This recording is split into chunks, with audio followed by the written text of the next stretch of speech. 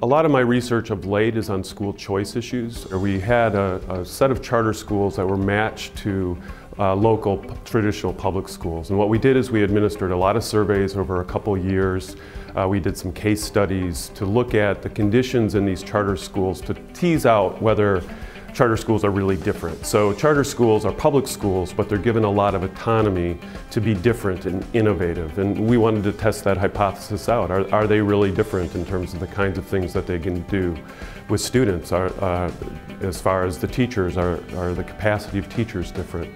And by and large, although there are some differences, what's striking is that there's a lot more similarities than differences, as one might also expect, because charter schools are still held accountable to the requirements of state testing, and they're under scrutiny. So by and large, there are some differences, but mostly they're very similar to traditional public schools.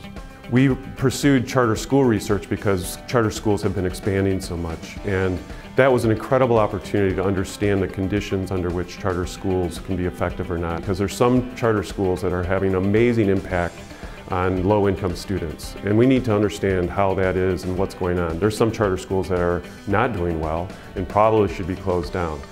Similar situation exists with traditional public schools. So there's a lot of variability that needs to be understood, particularly in the charter school sector, and that's kind of where research is moving. Whether it's on looking at voucher programs or in the students that attend private schools with a voucher or charter schools, it's moving beyond this horse race because there's a lot of differences in the charter school sector. There's a lot of differences in the traditional public school sector. So kind of moving beyond that to look at the conditions under which these schools, whatever the type, are effective or not. I think that has implications for practice, whether that's at the policy level or what goes on inside schools. A lot of research right now, and particularly funding from the federal government, is emphasizing these partnerships between researchers, and whether that's schools or districts or states. And I think that's a wonderful development. But those partnerships, I think of Indiana where I'm at, those partnerships take a lot of time to be sustained, and they also can be very fragile. Indiana is a perfect case in point, with a lot of different political factions among these partners that they really disagree about some of the policies. And so whatever the ilk, whatever the political party, we need independent, objective research to inform the policy of whether it's working or not and how things can be changed. With the hotbed of politics, people think that they're under siege or people are out to get them.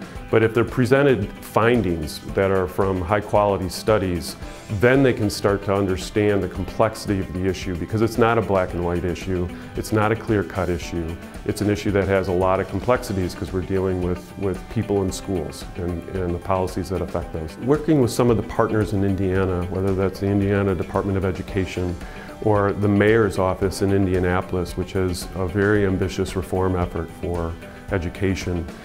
It's wonderful to sit down with them because they have a very strong sense of the policy and what direction they think it should go. But presented with empirical findings that we discuss with them and working with them for future research projects, that's been really enlightening for them. It's also very enlightening for researchers to go down that path, to understand the kinds of research that can really influence decision making at those levels.